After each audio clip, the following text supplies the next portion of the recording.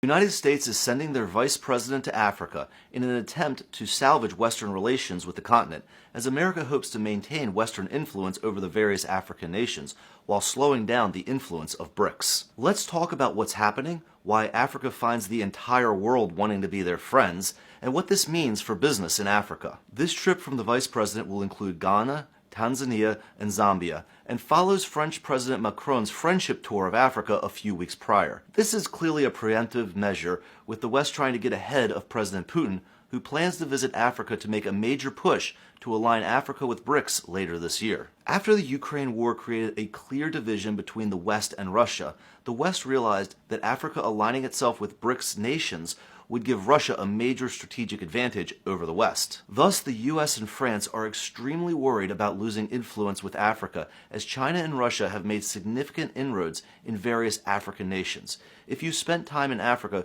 you have likely seen the massive infrastructure projects. The US is hoping to use a charm offensive to convince the African countries to expand their relations with the Western world and reject future infrastructure and business deals from Russia and China. Each side is coming to the African nations with proposals. At this point, we can only speculate, as many of the negotiations are ongoing and all sides are tight-lipped. Nevertheless, let's talk about what offers are likely going to be on the table from the West and from BRICS, and which side is more favorable to business in Africa. The BRICS nations, specifically Russia and China, are likely offering the various African leaders more energy infrastructure, transportation infrastructure, free grain, and help in developing African manufacturing, among other things. In exchange, the BRICS nations are likely looking to continue to establish a business foothold in Africa, receive a revenue stream from the various infrastructure projects through tolls and surcharges, allow BRICS access to the raw resources of the African continent, and of course, the ultimate goal of BRICS may be to cut off Western influence from Africa. The West will likely be a little less transparent. The West will offer foreign aid with strings attached, developmental loans from the World Bank, more American visa lotteries for the African citizens, and implied military protection for the leaders who play nice with Europe and America. In exchange, the U.S. will expect Africa to conform more with Western social norms, allow Western companies access to the African economies, and of course, limit future African involvement with the BRICS nations.